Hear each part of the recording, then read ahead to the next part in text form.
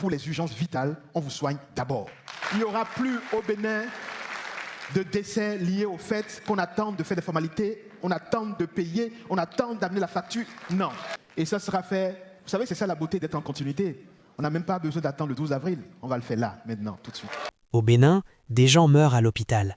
Pas à cause de leur maladie, à cause d'une facture impayée. Tu arrives aux urgences, tu souffres, et avant de te toucher, on te demande de payer. Ça, c'est la réalité de nos hôpitaux aujourd'hui. Romuald Ouadagni vient de monter sur scène, et il a dit quelque chose que personne avant lui n'avait osé dire aussi clairement.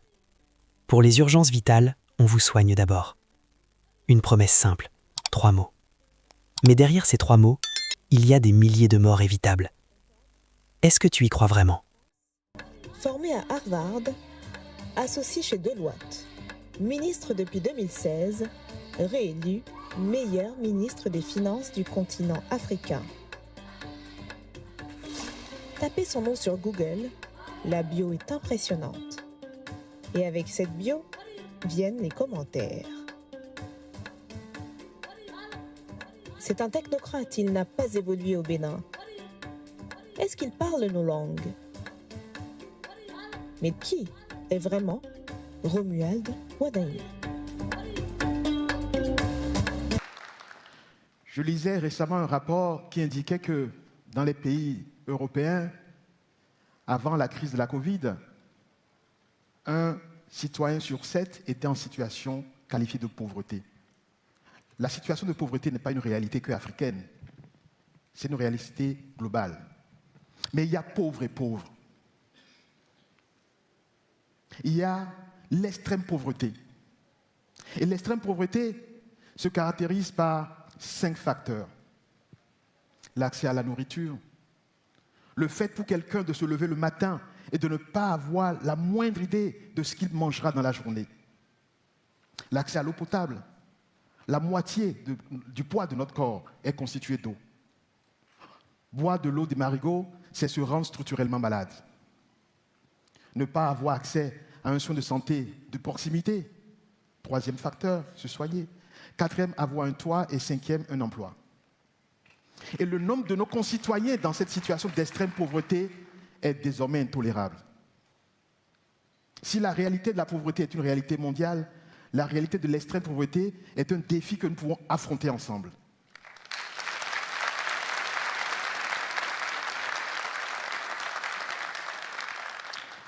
J'ai l'habitude de marcher de temps en temps le long de la route magnifique des Pêches et 2 jours de suite, j'ai croisé le même jeune homme.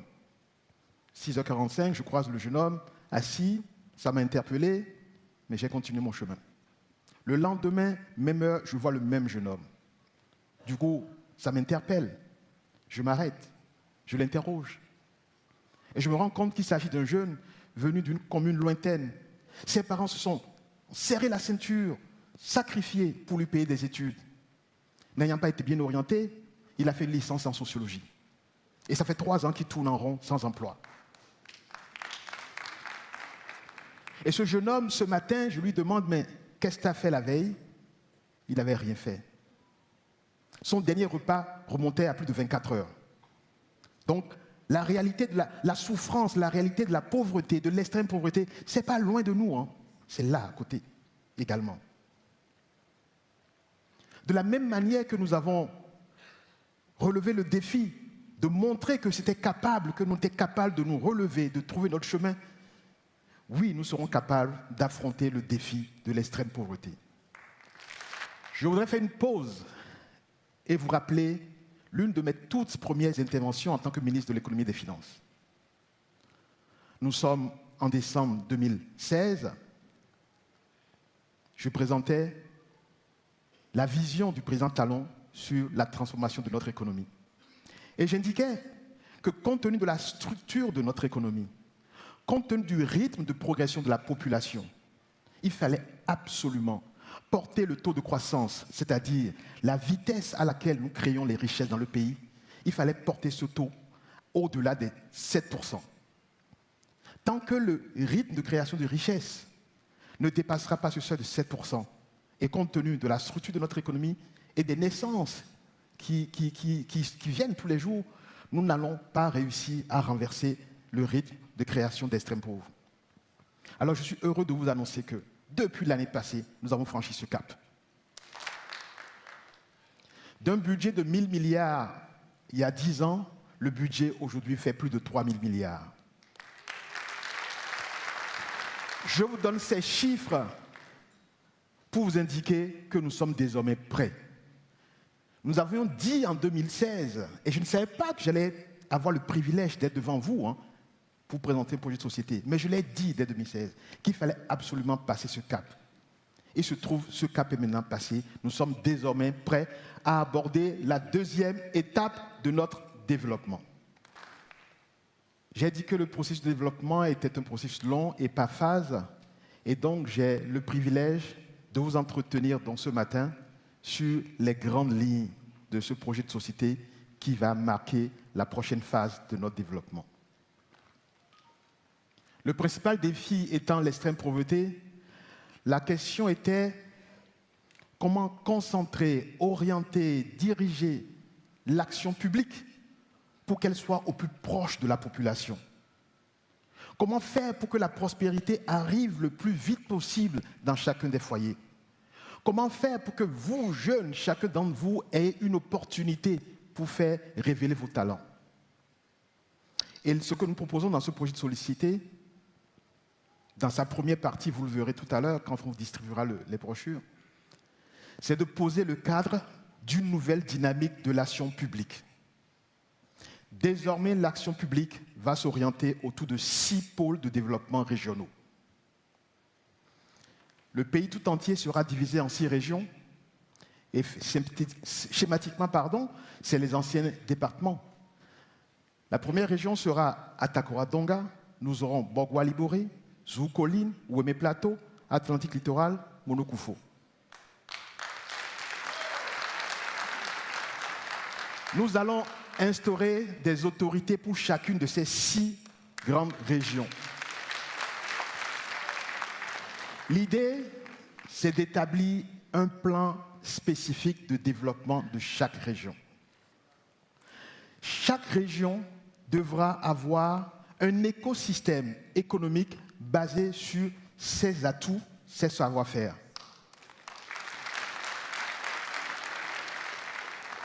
Donc, visuellement, vous verrez un cercle qui est le moteur du développement de chaque région. Et ce moteur doit être drivé, comme on dit, dirigé par les spécificités, les atouts et les savoir-faire de la région.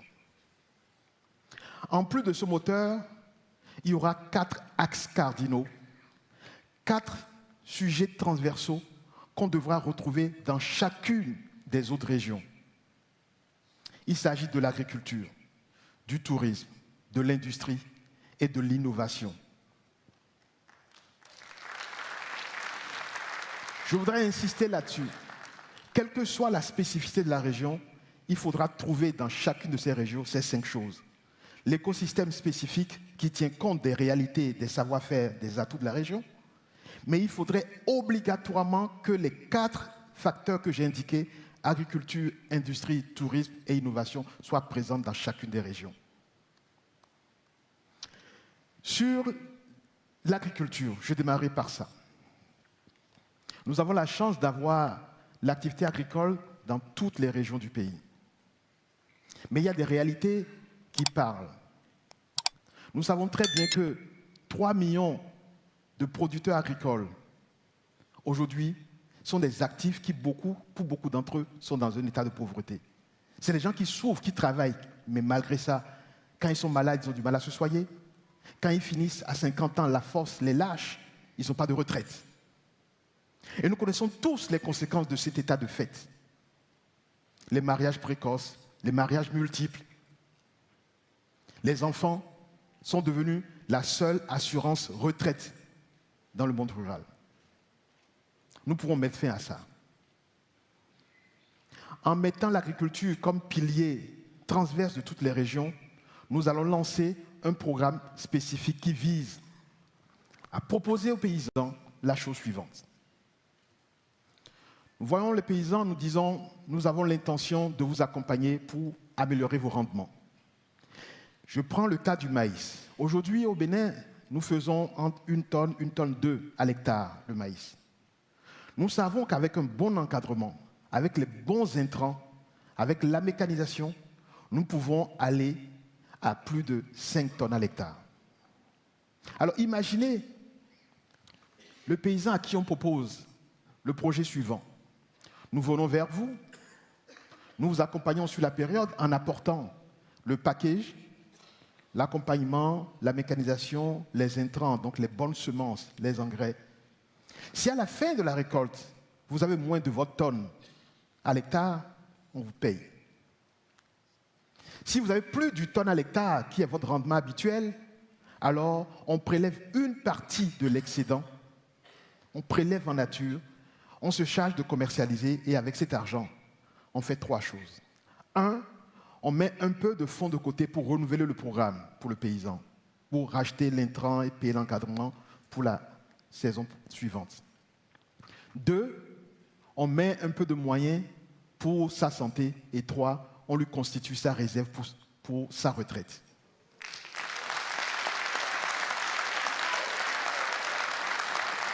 En fait, beaucoup de programmes pour la prévoyance et la retraite des paysans ont échoué, notamment parce qu'il y a une réalité qu'il faut percevoir et dont il faut tenir compte.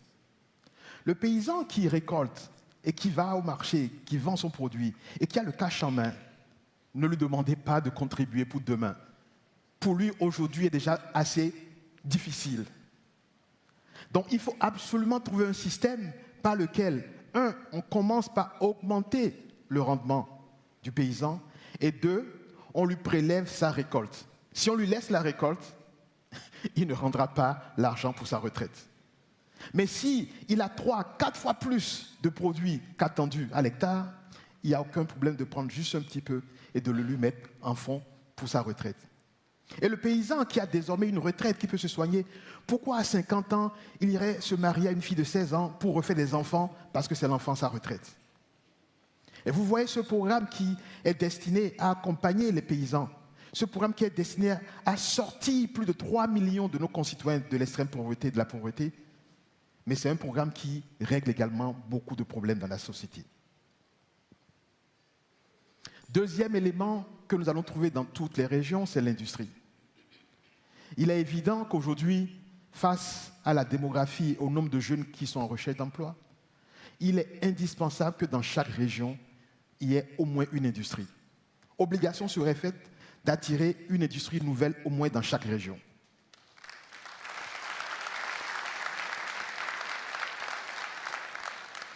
De la même manière, 3e point sur le tourisme, il faudrait que chaque région ait au minimum un village ou une ville de splendeur. L'idée, c'est que le touriste qui vient au Bénin ne doit pas se contenter de se limiter à une partie du Bénin. Le Bénin est indivisible. Et nous voulons que partout, il y ait de quoi attirer l'attention du visiteur qui vient. Je veux que celui qui atterrisse à Cotonou ne se contente pas que de voir la marina, qu'il ait envie d'aller en pays tata, d'aller voir les Tata Somba. Je voudrais et je tiens à ce que dans chaque région, l'accent soit mis pour qu'il y ait au minimum un village, une ville de splendeur. Nous devons faire en sorte que le travailleur qui est ici à Cotonou, qui prend quelques jours de repos avec sa famille, ait d'abord envie de dire « je vais à Dassa, je vais à Boukoumbe » plutôt que de dire « je vais ailleurs pour ne pas nommer un pays à côté ». Nous pouvons le faire. Nous devons développer le tourisme local. Nous devons faire en sorte que nous-mêmes, nous ayons envie de visiter les autres régions. Il ne faut pas qu'un citoyen qui quitte une région pour une autre ait le sentiment qu'il est dans un autre pays. Et ça, nous devons le faire. C'est pour ça que nous ferons obligation à chacune des régions d'avoir au minimum un village, une ville de splendeur. Et le dernier pilier transverse aux 6 pôles, aux 6 régions, c'est celui de l'innovation, chers jeunes. Vous savez, je suis né à Lokossa, je n'ai pas choisi d'être né à Lokossa, et donc on ne choisit pas où on est. Mais c'est la responsabilité de l'État de faire en sorte qu'il y ait une égalité de chance pour tous, quel que soit là où on est. Et face à la technologie, nous allons nous assurer que vous, jeunes, partout où vous êtes dans le Bénin, vous disposez d'un écosystème qui vous permette de vous former, de vous encadrer et de faire éclore tous vos savoir-faire sur le domaine numérique. Nous sommes persuadés qu'en mettant l'accent sur la technologie, en vous donnant tous les moyens qu'il faut, le Bénin deviendra un pays exportateur de solutions technologiques. Nous le pouvons.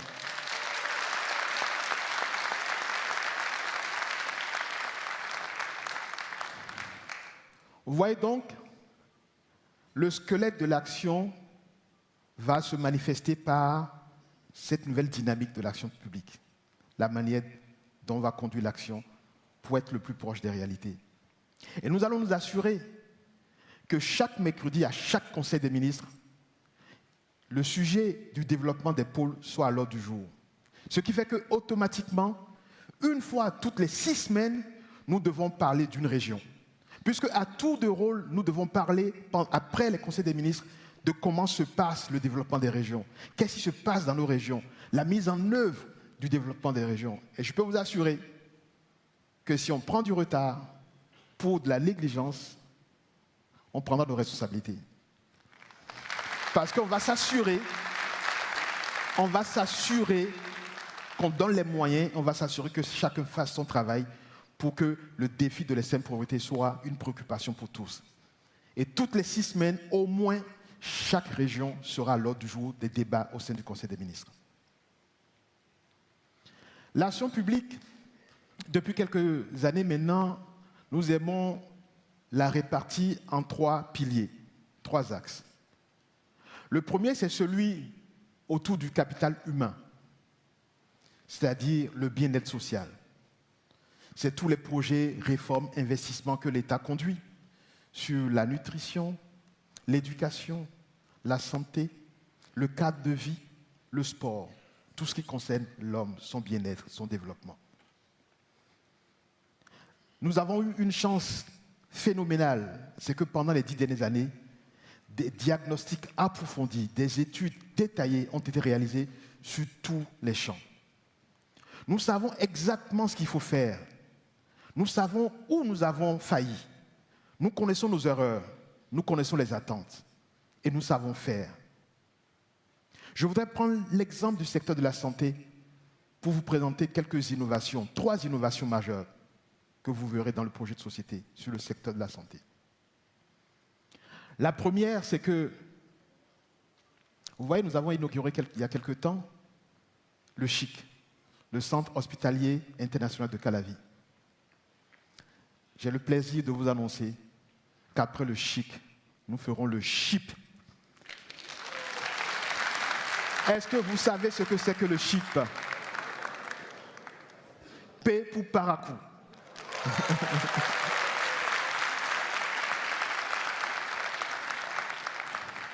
Nous allons construire le Centre hospitalier international de Paracou pour que nos concitoyens du septentrion qui ont des pathologies complexes, qui demandent des équipements de pointe, n'aient pas fait des centaines de kilomètres pour venir à Calavi. Et notre ambition, c'est que même des malades d'autres pays voisins pourraient venir à Paracou se soigner et faire de Paracou un vrai pôle de soins, de traitement des maladies complexes. Exactement ce que nous avons fait à Calavi. Après le CHIP, nous ferons le CHIP. Bien entendu, il y a un travail formidable qui a été fait pour identifier village par village, région par région, les dispensaires, les centres de santé qu'il faut rénover, là où il faut construire. Le ministre de la Santé a fait un travail formidable. Il y a tous les financements sont en cours et tout est en cours, donc pas besoin de revenir là-dessus. Nous allons dérouler ce qui est déjà en cours et compléter par le CHIP.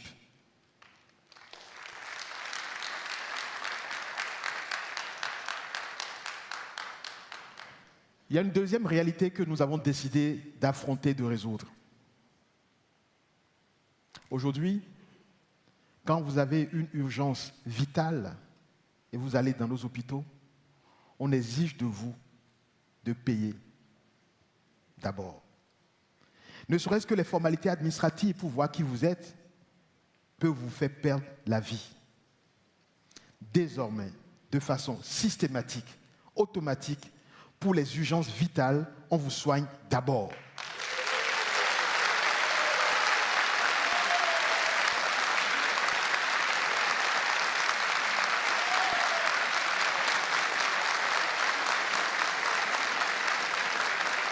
Il n'y aura plus au Bénin de décès liés au fait qu'on attend de faire des formalités, on attend de payer, on attend d'amener la facture. Non.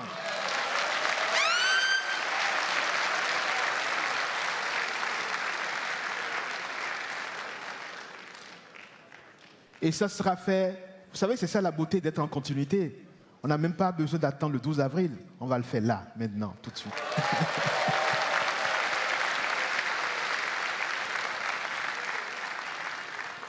Et la troisième chose, c'est que vous voyez, nous avons des réalités qu'il ne faut pas ignorer. Beaucoup de nos concitoyens font confiance aux plantes, se soignent avec les plantes. Et ce n'est pas seulement en milieu rural, hein. C'est partout. Mais nous savons également qu'il y a des problèmes de contre-indication, des problèmes de posologie qui font que malheureusement, beaucoup de nos concitoyens décèdent en utilisant la tradition, décèdent en utilisant des plantes qui en soi ont des vertus, mais s'il y a des contre-indications et la posologie n'est pas respectée, vous aggravez votre cas. Donc le troisième élément, la troisième innovation sur le secteur de la santé, c'est un accent important pour avoir désormais une pharmacopée moderne.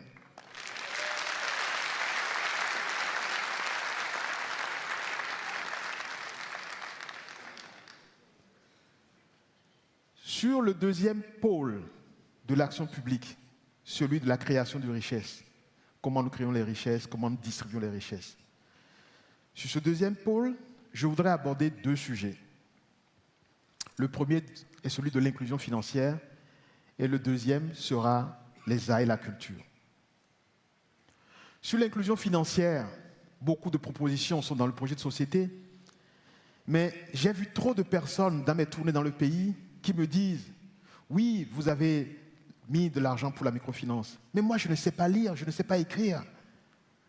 Il faut des garanties, c'est compliqué à avoir, c'est trop cher. » Nous allons mettre en place une plateforme nationale d'inclusion financière qui permettra d'avoir quasi instantanément l'accès au financement, en tout cas dans un délai maximum de 48 heures. Nous allons utiliser la technologie et l'intelligence artificielle pour permettre directement sur votre mobile, de façon dématérialisée, d'avoir votre crédit de 50 000 à 50 millions rapidement. Et pour quelqu'un qui revient, le crédit devrait être instantané à partir du moment où vous avez pris le crédit une fois et vous avez remboursé. La demande est approuvée et mise en place de façon instantanée. Et dans tous les cas, en 48 heures, votre demande sera traitée. Vous savez, grâce à la technologie, quand on prend un téléphone, vous mettez votre visage, on sait exactement qui vous êtes. Grâce à l'intelligence artificielle et grâce au croisement des données, on peut savoir tellement de choses sur vous qu'il n'y a plus besoin de vous dire amenez votre carte CIP, amenez le certificat de résidence, toutes qui sont des pièces que l'État fournit. Au passage, très rapidement, nous allons faire en sorte que dans toutes nos administrations, plus jamais l'État vous demandera de fournir une pièce que l'État vous donne.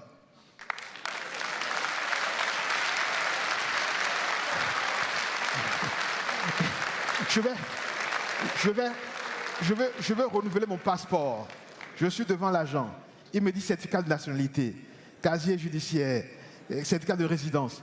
Tout ce qui sont des documents que lui-même doit te donner, mais il n'a qu'à te le donner.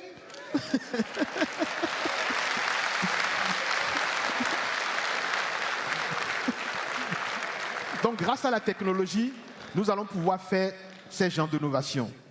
Et c'est pour ça que nous avons assez de données aujourd'hui pour lancer donc, cette plateforme d'inclusion financière qui permettra de façon totalement digitalisée de mettre des financements rapides à la disposition de nos jeunes, de nos femmes et de tout le monde. Donc, sur le deuxième pilier, j'ai promis de parler rapidement de l'aide de la culture. En fait, je dois reconnaître que ce que je vais vous donner, ce que je vais vous présenter comme innovation inscrite dans le projet de société, en fait, l'idée vient du président Talon. Mais comme on n'a pas eu le temps de tout faire, et je sais que c'est quelque chose qui tient à cœur et qui tient à cœur aux milliers de nos concitoyens qui sont dans le monde artistique, que ce soit la plastique, la musique, la danse, la littérature et même la numérique. Combien d'entre eux ont accès à une retraite? Combien d'entre eux savent se soigner? Et ça a été une préoccupation du président Talon. À deux, nous en avons parlé beaucoup de fois. Mais comme j'ai dit, le développement, c'est un processus long et par étapes. Mais comme maintenant nous sommes forts, nous allons pouvoir le faire. Et dans le projet de société, nous avons mis en place un programme d'excellence pour nos jeunes, pour tous nos concitoyens qui sont dans le domaine de l'aide de la culture. Il s'agira, par un processus transparent et rigoureux, de choisir chaque année un certain nombre d'artistes à qui nous allons faire deux choses. Un salaire tous les mois. Parce que le vent qui a faim ne peut pas réfléchir. Parce que l'artiste a beau avoir du talent. Si son enfant est malade et qu'il cherche de l'argent pour aller le soigner, il va arrêter son art et même vendre l'œuvre incomplète, histoire de faire face à ses besoins immédiats.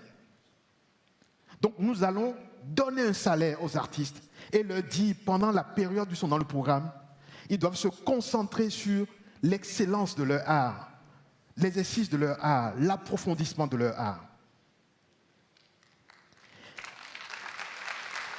Et la deuxième chose qu'on va leur apporter, c'est de dire,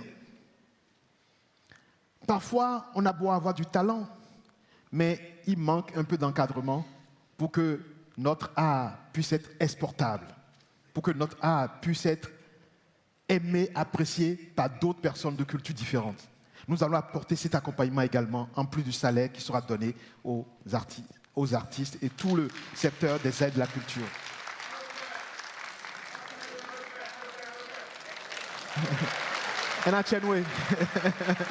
Merci.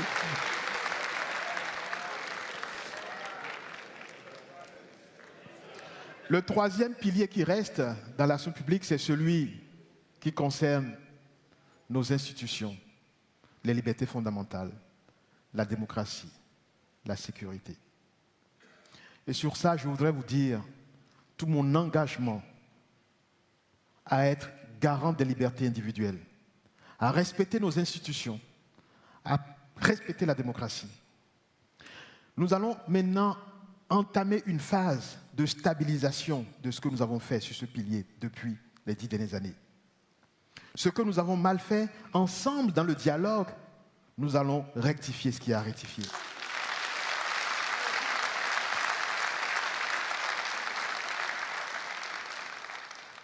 Et sur le domaine de la sécurité, qui est capital, parce que sans sécurité, tout ce que nous avons dit jusque-là est vain. Sur le domaine de la sécurité, nous allons faire 3 choses nouvelles. Qui en réalité, nouvelles, c'est trop dire en fait, c'est de l'approfondissement de ce que nous faisons déjà. La première chose, c'est doter nos forces de défense-sécurité d'équipements de dernière génération, davantage de technologie. En réalité, c'est déjà en cours, mais c'est des procédures qui durent longtemps, mais dans quelques temps, nous allons pouvoir doter nos forces de défense et sécurité d'une capacité à voir jusqu'à quelques centimètres près ce qui se passe sur toutes nos frontières. Nous allons leur permettre de pouvoir anticiper sur l'ennemi qui s'approche. Nous allons leur permettre d'être beaucoup plus réactifs quand on est attaqué.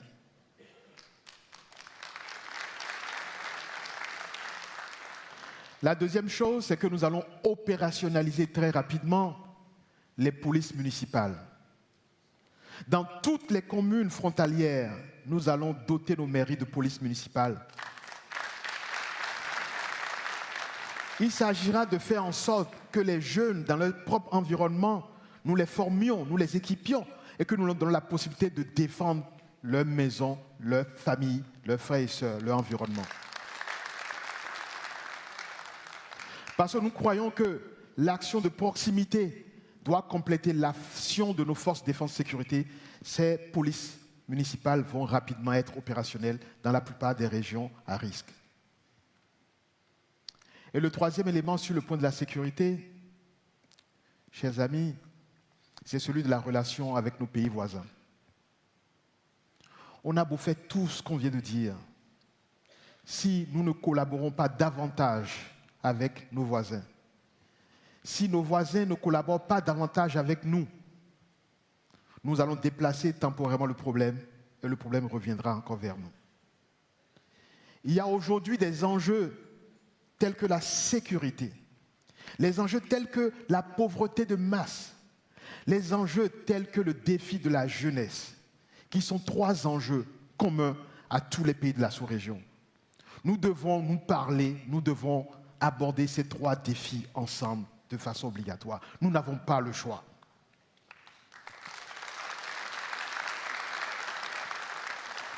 Nous allons saisir l'occasion du renouvellement à la tête de l'État pour repartir encore vers certains de nos voisins qui peinent à nous faire confiance.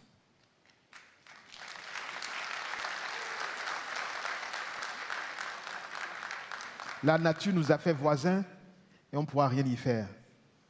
Autant collaborer davantage, aller plus loin dans les échanges pour apporter plus vite la prospérité, la sécurité pour tous.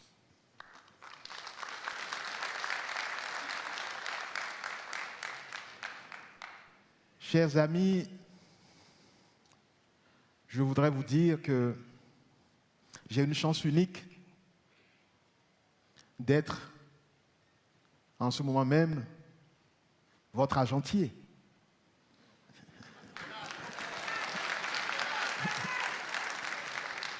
Le président Talon m'a fait confiance et j'ai eu l'honneur de gérer l'une des choses que vous avez de plus cher, c'est votre argent.